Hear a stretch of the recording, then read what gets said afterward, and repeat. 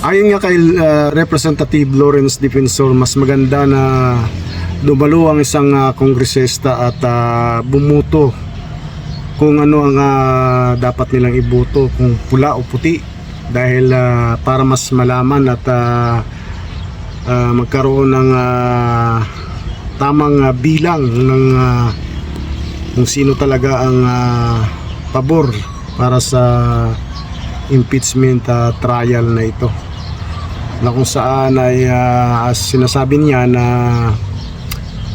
karamihan daw kasi sa mga bumoto na kongresista ay may ilan na hindi mo masasabi na pabor o hindi, dahil ang ilan talagang bumoto na lang kasi nga ang respondent daw ay walang inihayag o hindi bigay ng kanyang side, dahil hindi nga ito nakarating sa pagdinig. So sa kabilang banda naman, yung isang video ay yung kay Representative Terry Ridon, na kung saan ay mukhang may mga nakasulat doon na pangalan ng kongresista na parang hindi naman kongresista ayon sa kanya. So mas maganda panoorin natin itong mga video na nakalap natin na ito. Here the last time, di ba? Fresh pa yung ano nun.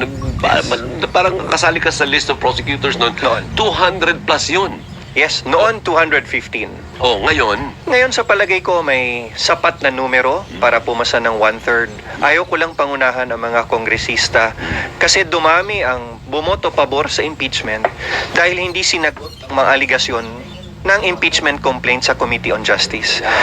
Wala kang rason na bumoto ka ng no kung hindi naman sumagot at sumipot ang respondent. Tama. We were not given any reason to vote against the impeachment complaint. Pero may mga nagsasabi naman na ang strategy daw nung kabila is ang kanilang sinasabi sa ibang mambabatas ay wag na kayong pumunta.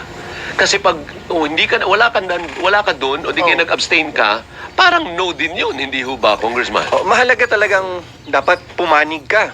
Oo. Pula o sa puti. Yes, manindigan ka. Mas gusto ko at pinagkakagiitan ko nung committee hearing na sana may dumalo at sumagot. Kasi never underestimate the support of the Vice President in Congress, in Senate, and nationwide. Marami pong pwedeng pumanig sa Vice President kung may nakita silang ebidensyang nasagot naman pala ang mga aligasyon sa impeachment complaint. But now, it's very hard to explain to our constituents why you will vote no or you will vote against the impeachment na wala namang sagot at wala namang justification. Walang naipaliwanag. Walang naipaliwanag. Kasi may akusasyon sa kanya na ngayon kung kakayanin bang mapantayan yung dati.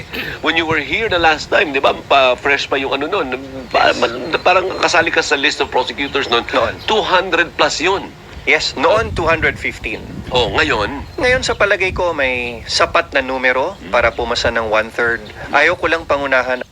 Sadyang matagal ang proseso ng impeachment kasi dapat mabigyan ng pagkakataon na mailatag ang ebidensya para may magkaroon kami ng sapat na batayan para makaboto ng intelihente at bigyan din ng pagkakataon ang mga respondent katulad ng Vice President na kung gusto niyang sumagot ay may panahon at may pagkakataon siyang sumagot para baka sakaling sa Committee on Justice pa lang ma-dismiss na ang kaso laban sa kanya at hindi na siya maabala na may Senate trial pa. It's always part of due process. Kaya lang nakita natin na hindi nila dinalo ang mga committee hearing ng Committee on Justice. But nonetheless, the Vice President was given every opportunity to attend and to debunk, no?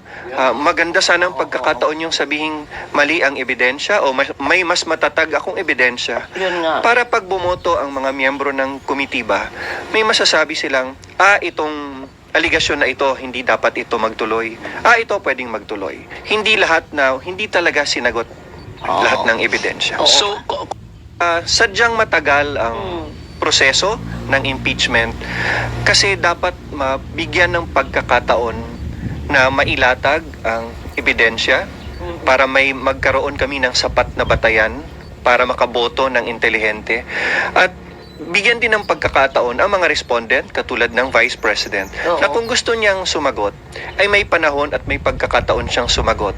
Para baka sakaling sa Committee on Justice pa lang, ma-dismiss na ang kaso laban sa kanya. At hindi na siya maabala na may Senate trial pa. It's always part of due process. Kaya lang, nakita natin na hindi nila dinalo ang mga committee hearing ng Committee on Justice. But nonetheless, the Vice President was given every opportunity to attend and to debunk, no? Maganda sana ang pagkakataon yung sabihing mali ang ebidensya o may mas matatag akong ebidensya. Yun nga. Para pag bumoto ang mga miyembro ng komitiba, may masasabi silang, itong aligasyon na ito, hindi dapat ito magtuloy. Ito pwedeng magtuloy. Hindi talaga sinagot lahat ng ebidensya. So, Wala, panggulo lang ko yun, intriga lang ko yun. Kasi doon sa unang linabas na listahan, meron ng pangalan, Pierre Rodriguez. Wala naman nung ganong congressman na Pierre Rodriguez. Pangalawa, several po doon sa mga linista ho nilang 15 na mga miyembro po ng Kamara, andong kanina. So andun po si Congressman Dumogan, andun po si Congressman Emano, andun po si Congressman Colliantes, andun po si Congressman Veloso Tuason, at ilan pa hong mga napangalanan doon po sa 15 members no, na nag-withdraw supposedly. So, ibig sabihin, kung meron ng 5, tapos meron pong peking pangalan, talagang intriga ho yun. Talagang fake news ho yun, hindi ba? Hindi lang yun. Talagang mahilig sila sa alias. Meron bang beer? Parang, maski nga pala yun, wala naman tayo ng beer. Wala akong Bea Rodriguez. Meron lang po rito, Rufus, Maximo, at Leo Rodriguez. Hindi nung nila pwedeng sabihin na yung B ni na Rufus at Maximo Rodriguez ay Bier. Dahil iba ho yung B na middle name po nung pong magkapatid po na kongresistang yun. So, Baka naman fake news po Rufus. talaga yan po pinakawalan po nitong nagdaan. Huwag na kayo